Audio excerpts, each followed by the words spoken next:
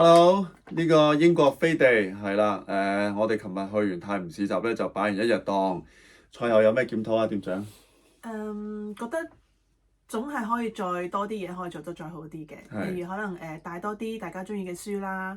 咁我哋今次嘅書其實就唔係好夠，咁所以去到後期有啲讀者嚟到想揾某一本書，咁已經可能賣晒咁，咁佢有好失望，我亦都覺得好似爭咁啲咯。即係如果我哋都可以有埋俾佢就好啦，嗰個心情係咁樣咯。係啊，我覺得係好多嘢都係要學習嘅，因為咧我都話我哋喺台灣我哋有書店嘅經驗，但係咧同市集嘅經驗咧係完全唔同嘅。第一就好似我哋呢位店長老婆所講咧，你書店就唔會咁容易話驚冇存貨噶嘛，你樓上同事入倉就已經攞咗啦嘛。咁但係市集真係唔同，你帶咗幾多嚟啦，訂咗幾多啦，呢個完全預唔到嘅。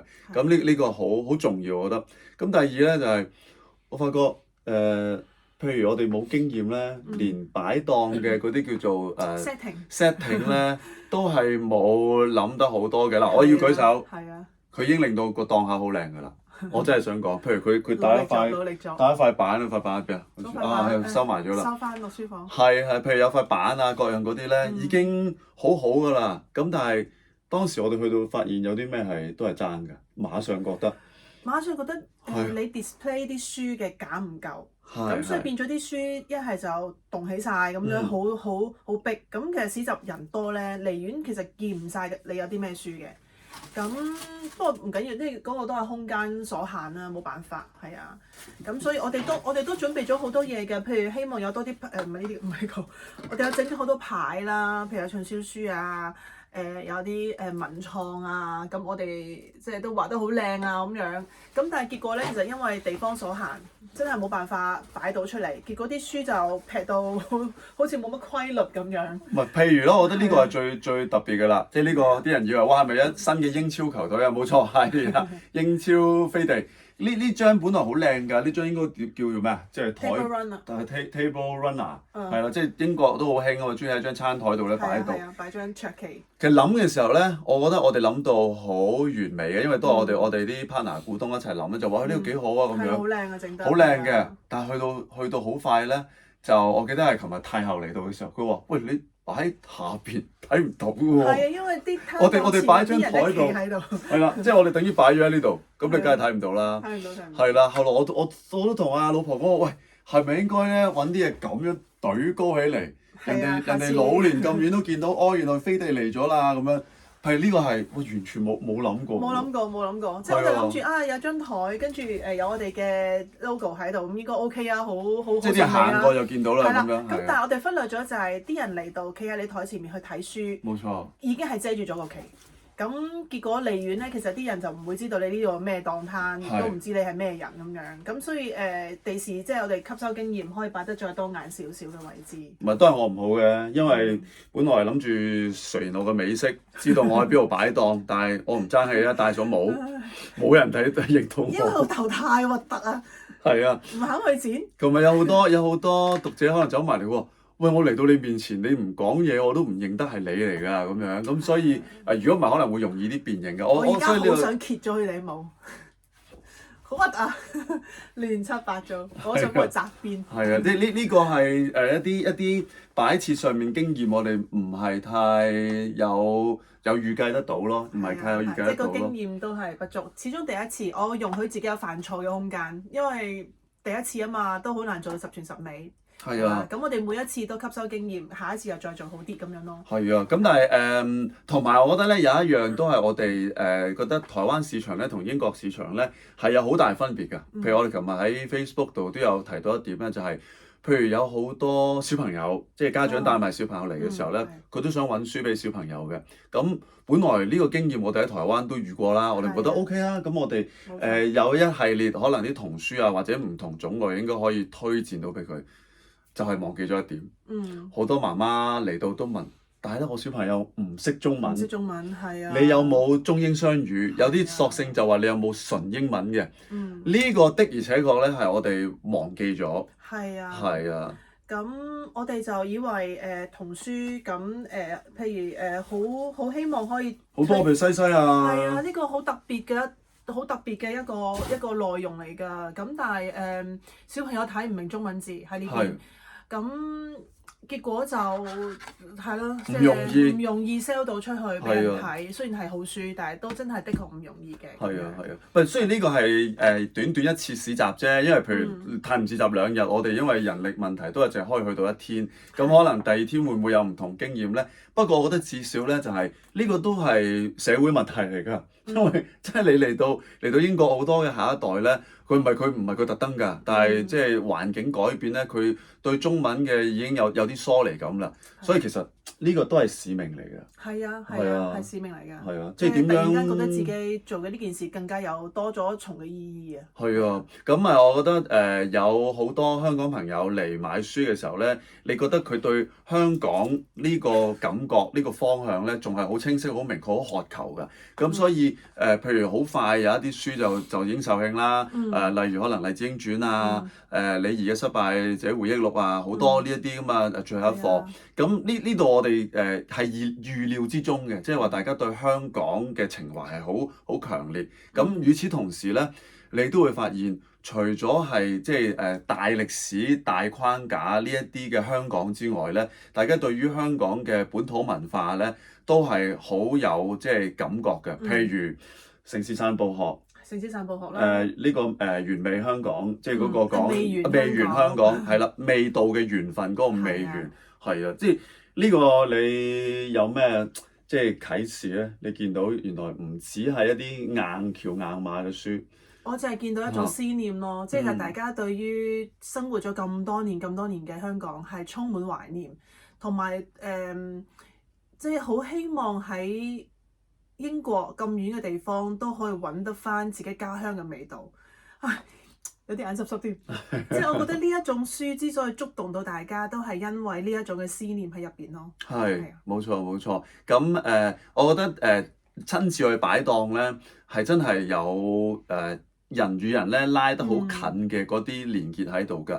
譬如琴日我同阿店長老婆咧覺得最驚訝咧就係嗰個九龍城寨黑夜之城嘅嗰本圖冊，嗱我哋兩個開頭咧係即係可能太過保守啊。我哋用消費者嘅角度去諗一件事。係啦，即係我哋純粹就話呢本書係好好嘅，即係大家都知道係邊本啦，講九龍城寨嘅圖集，係喺清拆嘅時候咧就兩個即係攝影記者入到去就拍攝咗咁厚嘅一本圖冊，係啦，咁啊其實係。印刷又精美啦，有晒當年嘅即係九龍城寨嘅所有嘅照片啦，又有我哋啲檔主嘅訪問啦。但係即係我哋兩個就喺度猶豫啦，寫多本書咧，佢就算咧你喺香港買都差唔多要500蚊，係500蚊港幣喎。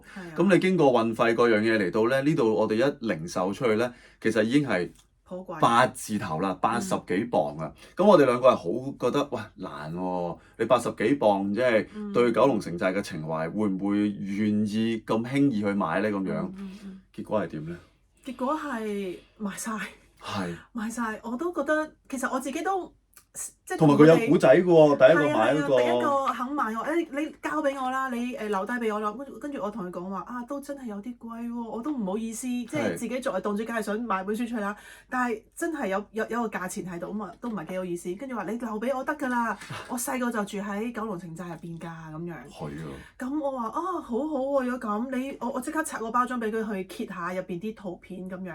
我話咁呢本書對你嚟講，除咗係一種。除咗係珍藏呢本書之外，對你都係一種回憶嘅一個寶藏嚟嘅。係啊。係。即係佢有嘅唔係淨係香港城市變遷呢種咁大嘅敘事回憶咯。原來去到佢好個人，佢自己嘅成長經歷咧，就係喺呢本書裏邊。所以佢琴日仲講笑同個顧客講：你會唔會揭到邊頁就見到自己住嘅地方啊？哇！你會唔會一路睇一路喊㗎？會好感動㗎喎！呢本書對你嚟講。係啊，所以呢個就係你親自去到檔口咧，你就會見到原來有呢啲故事㗎。我哋如果唔接觸人群咧，你唔會知道原來每一本書佢都會結緣㗎。而嗰個書嘅緣分可能係每個人嘅一種情懷、經歷係啦，甚至乎可能係感受嘅啫。譬如琴日有啲即係讀者咧，佢走埋嚟咧。佢就係想問下有冇啲係個人成長嘅推薦嘅，即係可以係啟發自己心靈嘅。咁嗰啲佢就唔會只係追求話想睇即係頭先我哋講嗰啲香港人物傳記嗰啲咯，佢係想佢自己個人都有啲成長。咁我哋就推介咗嗰本《男孩與即係狐狸啊鼹鼠》嗰本咧，就俾佢咯。所以了解到大家對中文書嘅渴求，亦都了解到大家希望喺文字世界裏邊咧係揾到啲乜嘢嘅安慰。呢個係我覺得琴日其中一個好重要嘅收穫嚟嘅。係亦都印證咗我哋當初想開書店都係希望有一個有一個空間俾大家去揾翻佢內心尋找嘅答案，可以喺我哋嘅書店度揾得到。咁呢個都係我哋當初開書店嘅目標嚟嘅。咁所以尋日其實聽到咁多人嘅故事呢，你更加堅定咗自己嘅信念啦，同埋亦都有啲期待嘅，即係對於將來我哋再去唔同地方，又見唔同嘅讀者，又聽佢哋講唔同嘅故事。我呢種接觸對我嚟講係一個對自己都係一種昇華嚟嘅。係啊！我覺得琴日仲遇到有另外2個客人咧係好得意嘅，一個咧就係佢個媽媽嚟問有冇黎智英傳，咁我哋喂賣晒啦，你要訂貨。佢話唔緊要，佢話我個女睇完㗎啦，但係我想睇中文版。跟住話你個女睇完？你就帶咗咁大嘅女嚟嘅啫喎。係啊，細個。9歲，佢個妹妹睇咗英文版嘅黎智英傳，話佢用咗幾個禮拜睇完。哦，9歲喎，黎智英傳喎，係啊！琴日因為唔夠時間，如果我真係應該問下個妹妹，你知唔知邊個係 Jimmy Lai 㗎？究竟即係你懂事嘅年代，難聽啲講啊，個妹妹懂事嘅年代。黎智英已經俾人拉咗㗎啦，即係其實你諗翻呢個都幾悲涼喎，即係咁究竟係點樣嘅一個故事咧？琴日真係冇機會問到，咁但係你就好震撼啦，即係個妹妹原來已經睇咗，媽媽亦都想繼續去承繼翻咁樣，咁然後另一個咧就係兩夫妻嚟嘅，太太係即係香港人啦，丈夫咧係西人嚟嘅，咁。你諗緊佢個丈夫會唔會好悶咧？佢唔識中文㗎嘛咁樣，佢就走埋嚟，佢就問下有冇啲同香港有關嘅啲書咁樣。咁我就話：咁你如果要睇中文又未必咁睇到嘅。我話你會唔會睇啲繪本啊？咁我推介咗柳廣成嘅一個畫集，就係講緊即係用繪本嘅形式去記錄低2019。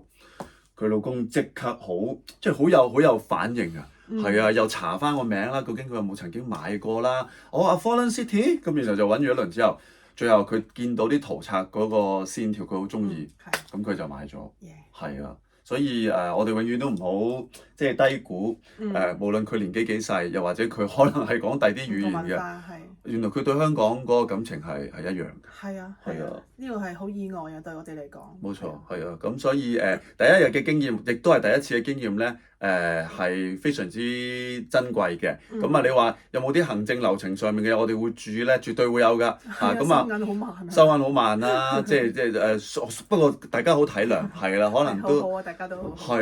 我甚至乎見到咧有2個讀者咧，係佢哋都買同一本書，都係好似係柳廣成嗰本嘅，佢就話唔緊要啦，呢本我拆開，我俾你睇埋裏邊，係啦，另一本我要嘅就唔使拆開啦咁樣，哇！即係你諗下平時。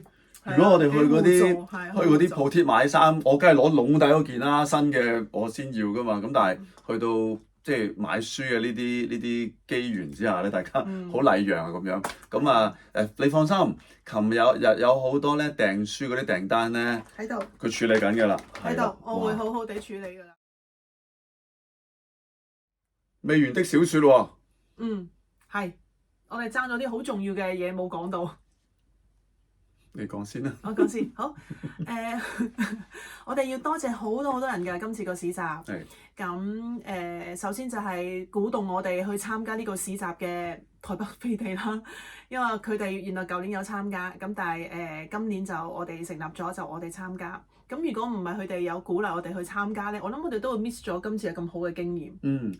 係。呢個第一樣嘢啦，第二咧就要多謝。好多讀者真係好遠咁樣揸車2-3個鐘咁樣過嚟，就為咗要支持我哋。咁呢個係令到我覺得好意外，都好感動嘅事嚟嘅。即係有一件事可以令到人付出咁多嘅時間路途，就為咗要見一見你咁，我覺得好受寵若驚啊！嗰下嘅感覺係。因為英國太大啦，咁你動不動咧就係橫跨2個鐘頭咧叫正常，係啦，3-4個鐘頭咧先至叫做咧即係辛苦，咁但係好多噶嘛，4-5個鐘喎，咁啊即係嚟到可能參加嘅市集，然後又揾下我哋，咁所以係嘅，我哋非常之多謝大家嘅。咁啊我覺得亦都要好多謝啲好朋友啦，譬如琴日大家都見到啦，阿太后啦，咁啊李永達啦，咁啊佢哋真係就專門支持咧，就過嚟打氣嘅，因為我諗佢哋都知道咧，你要喺異地去 set up 一件事咧唔容易嘅，咁啊所以佢哋即係作為前輩咧，就好希望可以即係出一分力咧，就幫一幫即係我哋手，哇好犀利喎！我想話阿達哥同埋太后咧，即係呢個店長嘅工作咧，特別阿太后咧，去到後來我忙於收錢都唔得閒招呼啲客人咧，佢就主動就係、喂，唔好淨係齋影相喎，影相要買書喎。如果你未諗到買咩書，不如試下買呢本啦。嗱，《黎智英傳》啦，嗱唔使推介啦，我李二叔呢本啦，嗱最後一課咁樣，咁啊直情係有即係前輩係啦，即係資深傳媒人嚟同你導讀啲即係唔同嘅書本，咁啊係好難得嘅，咁所以大家都好開心啦。咁啊，另外咧，亦都遇到好多即係同路人啊。咁因為咧，其實喺個攤位裏邊咧，唔係淨係得我哋飛地英國啦。咁啊，亦都有譬如獨一啊。咁啊，如果一啲文化類別嘅，我隔離就阿陶係啦，畫呢一個即係插畫嘅。哇！我仲同佢打爛玻璃一個相遇，即係啲小插曲咧。咁啊，亦都有啲檔口去賣童書啊。咁其實咧係我覺得好好嘅呢個交流，因為大家喺即係閒聊嘅時候就互相講下啊，你對即係中文市場嗰個心得係點樣啊？你見到啲讀者群大家係點樣啊？我哋又互相去交換啲書咧。我哋呢個真係一齊贏㗎。點解咧？有啲書咧我哋冇啦，我主動就叫喂，你過嚟隔離睇下佢有冇嚇。有啲我哋係從來都冇未入到嘅。譬如有一本係講即係沉埋的粵菜檔案咧，我哋都想入㗎啦，未入得切。跟住我哋見到隔離有咧，我哋都會主動叫啲客人，喂，你可以過去嗰度買下。咁點解我哋覺得呢個都好珍貴咧？喂，其實閱讀市場咧唔係話咁即係容易經營嘅，所以咧佢哋唔係我哋嘅競爭對手，全部都係咧即係同路人，係啊，係一齊即係合作共贏嘅。所以琴日係我哋第一次嚟到呢度可以接觸，即係好多都係啲文藝界別嘅朋友咧，都係好難得、好珍貴嘅。係啊，佢哋好友善啊，對我哋，因為我哋真係第一次擺檔，冇錯，咁佢哋都好友善，會幫我哋啊，會打下招呼啊咁樣。係，即係你俾我感覺到喺呢個場入邊咧係溫暖嘅，同埋開頭好緊張啊自己。臨之前嗰晚直情唔係好瞓到覺，因為成日諗有冇做漏啲嘢，有冇帶漏嘢啊咁樣。係。咁嚟到之後個氛圍咧係令到你好安心嘅。係啊，所有人都好親切，好好。咁甚至乎除咗我哋一齊同路賣書嘅即係攤檔之外咧，我哋中午其實冇咩食過嘢，好忙啊嘛，記得邊個俾咗碗粥我哋啊？係啊，興華啊，佢哋臨收檔之前咧攞咗碗熱粥過嚟，哇！嗰碗熱粥啊，簡直暖入心頭。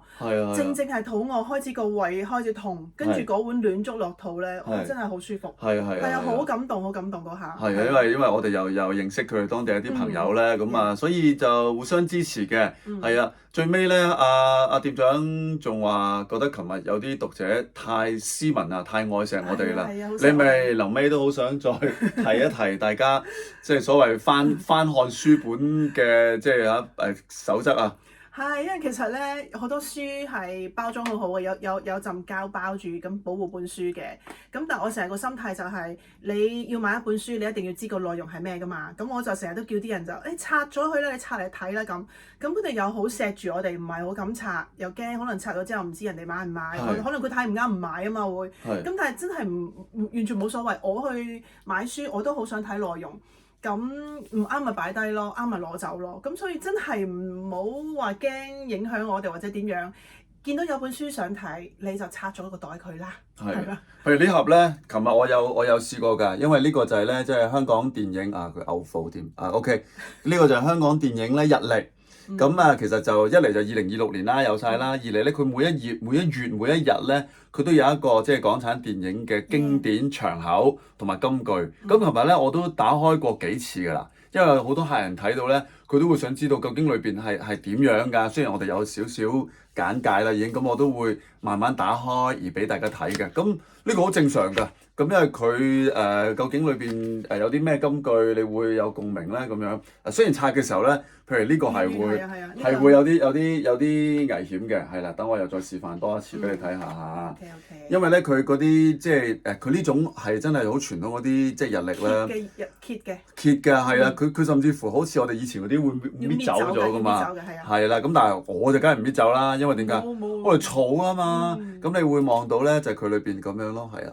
佢裏邊會有呢啲，即係譬如呢個係啊，呢個係5月10號，係啦。咁佢會有個場口啦，係啊。咁嗱呢度咯，慢慢俾你睇下，係啊。喂，呢度，係啦。總之佢有365頁都係唔同嘅。我哋會用唔同嘅方法嚟盡量滿足大家嘅，即係睇一睇裏邊嘅內容嘅，係啦咁樣咯。譬如呢個可能係講緊即係爸爸。係啦，哇！所以其實佢有新有舊㗎。係啊，佢去到由80、90年代到2000年㗎。係啊，到2000幾年㗎，係啊。係啊，所以其實佢唔係全部都係，譬如有呢個我最中意嘅逆流大叔，哇！你見到呢個？聽唔聽到？逆流大叔係啊，冇錯。總之就下次如果你再過嚟即係檔口度嘅時候咧，咁遇到我哋咧，你可以即係隨時去翻閱我哋啲書嘅。最尾要講聲，個個都問，咁你哋嘅店鋪究竟係幾時㗎？咁樣，我哋係未有店鋪嘅。我哋架車咧就等緊間廠俾我哋，咁攞到架車之後咧，仲要裝修，咁所以我哋預計咧就5、6月啦，係啦，就應該可以正式見大家噶啦，但係需時要一啲時間。咁喺書車未行走之前，即係未出公路之前咧，其實我哋網上面都可以揾我哋訂書，係啦，我哋每一個月都會推出新書，嚟緊3月咧都會訂一批書噶啦。咁所以如果大家有啲咩書想要嘅，隨時通知我哋，咁我哋可以連埋3月嗰落書一齊寄過嚟都得。